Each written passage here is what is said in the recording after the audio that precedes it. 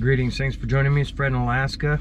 It's a beautiful sunny day. It's a little too treacherous to get out anywhere at the moment. Been having to freeze thaw, so while the top of the snow is probably crunchy, you end up sinking down to your thigh or better, and yeah, I'm not trudging through that today. Excuse me. What I wanted to share with you today comes from Mr. Mark Frank. He lives up north of here, and he's had some experiences over the years, and I'm going to share a couple of them with you today. The first of which comes from the Oilwell Road outside of Ninilchik, about 5.5 miles or so. Mark was back there on his Jeep, just kind of glassing around, looking around.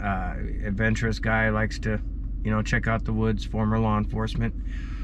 Well, he was back by the seismic trail, and some of these trails, they have this trench, this ditch, where when they don't want people going up that road, when they retire the road or whatever, they dig this big trench so cars can't easily just go on down that road. So he was there by that, and he was looking up the seismic trail at about 150 yards. Now, this is around February 15th of 2019. So all the trees were in the shade, because that time of year, the sun's still low on the horizon, so it casts a lot of shadows. And as the year progresses, the sun gets higher and higher in the air, as most people know. But anyway, up here it's a little different with Alaska, because land of the midnight sun, things are a bit different. So he's back there, he's looking around, and he notices what he perceives as a guy walking away from him across the trail at about 150 yards. And he's just kind of looking, and this figure turns and does the old right hand kind of up, not necessarily a wave, but just right hand up, kind of like an acknowledgement.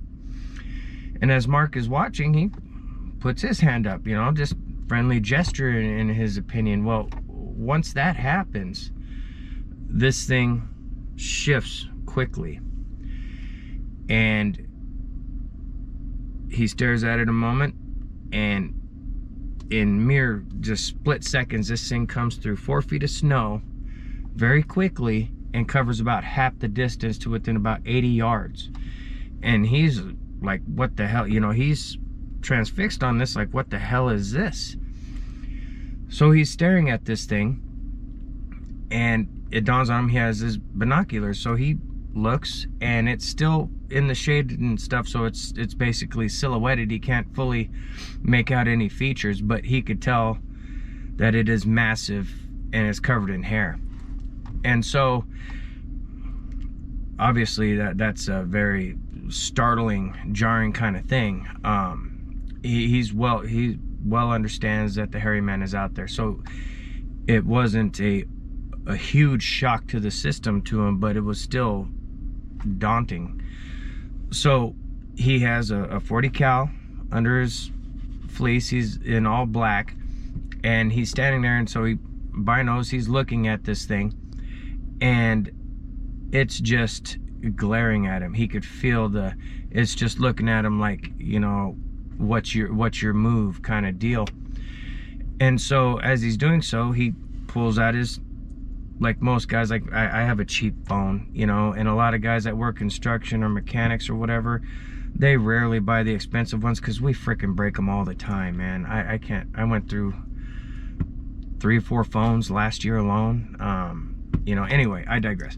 So he's looking through the binos. He pulls out his cheap phone. He's taking some pictures of this thing, and this is going on for a couple minutes. So he's sitting there staring and just kind of like, what the hell moments.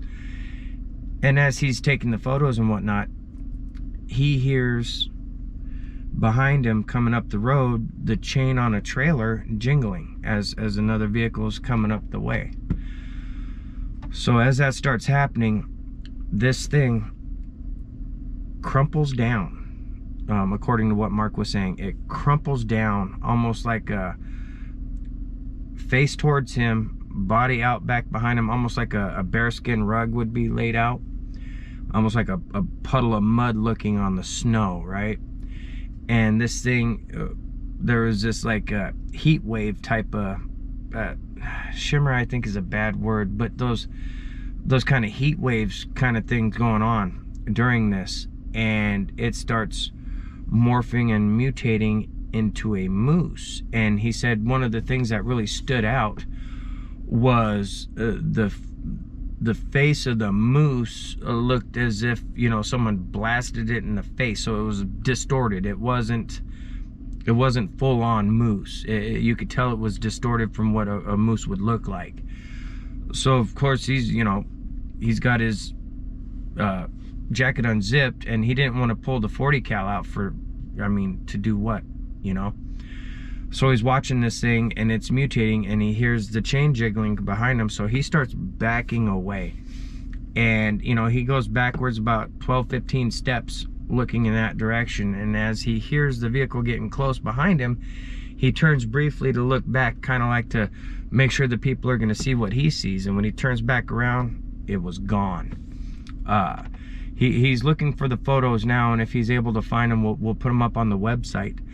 But when he was transfixed on this thing doing its thing, when he was taking the photos, he was telling me that in the photos, his wife saw a female holding a young one not far away from where Mark was standing, and another one back off in the distance. So hopefully he can find those, and we can share those on the website.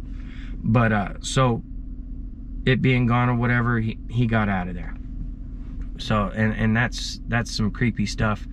I've heard of shape-shifting, but it was always not in view of people.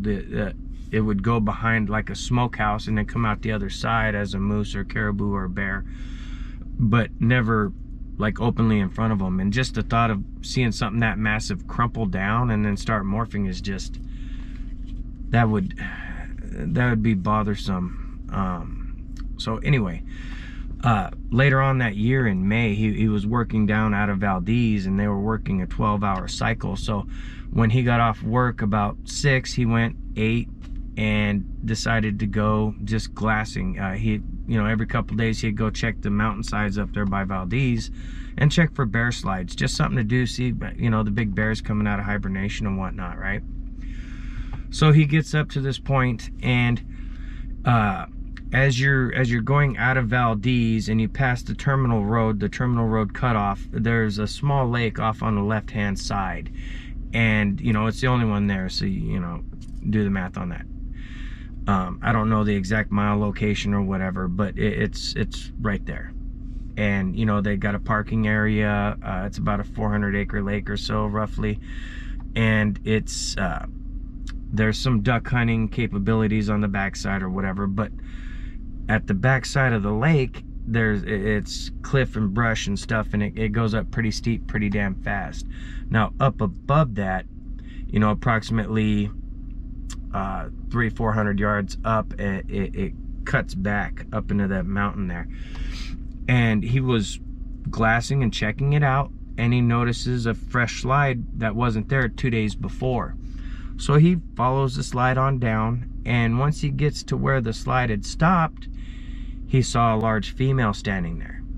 And there were 2 juveniles that were jumping onto their butts and sliding down a little steep area, just sliding down, scrambling right back up, and just doing it over and over, right? So he's like, holy crap, he's watching this unfold. And as he's watching it for a few minutes and it's continuing to go on, he notices back behind the female, approximately 100 yards, there was like a sentry standing just off, just keeping an eye on things. And so he continued watching and was noticing that. He was on the phone with his wife telling her about it, and he notices that there was another one kind of up on this. The female was already on quasi ledge, kind of a shelf, and the little ones were sledding. And back behind that, off to her right or left, it would be there was another one standing up on another ledge, kind of keeping an overwatch type of deal. And it was,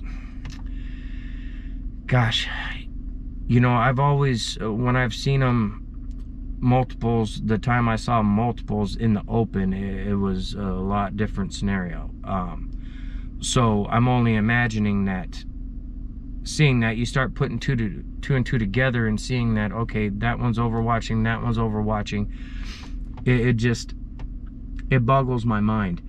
Not that it didn't happen, just how we don't see these things a lot of times. And I think what that has to do with is we're not looking. We're not, most people don't have it on their mind that the hairy man could be out here or over there, or, oh, it's maybe behind those trees over there. That's not how our minds work. Typically, we're thinking about, like, for me personally, I worry more about moose. I know I sound like a broken record, but moose will stomp you to death. Moose, bears, and it's depending on time of years how often I'd worry about a bear. Like in the springtime, if they're up early because they're hungry. Don't mess with them. You don't want a hungry brown bear viewing you as a meal. You don't want that. You don't want that. So, you know, he's seen this and some other things he's dealt with, and I'll share more of those in the future. You know, I think one of the things to take away from it is once a lot of people have had an experience and they've seen how these things move and what they look like in the wild and in the trees and stuff, I think it's easier to pick up on it the next time. And I think, you know, I was told by an elder, some people have multiple experiences because our smell changes when that primal fear is unlocked, and so they'll get curious and come in. I think some of it's that, and I think a larger portion is people who have seen them kind of know what to look for, because if these things stop in the trees, you don't see them. There's slight color variations you gotta look out for in order to notice. But some of them, I mean, the coloring, they blend in seamlessly, and if they stop moving, you're not gonna see them. You know, I want to thank Mark for his time and sharing his experiences with me, and we will get to more of those. And also, what was it? I'm trying to remember. There was something I'll remember before the next video. But I want to thank Mark again for sharing his experiences and being willing to share his name. I don't begrudge anyone who remains anonymous, but I appreciate Mark being bold enough to not give a flying rat's ass. And, you know, even being former law enforcement, you know, he's willing to put it out there, and I appreciate that. And again, not to cast aspersions on those who want to remain anonymous. I totally understand. I don't begrudge you one bit. I want to thank Mark again, and I want to thank you guys for joining me, and we'll catch you on the next one.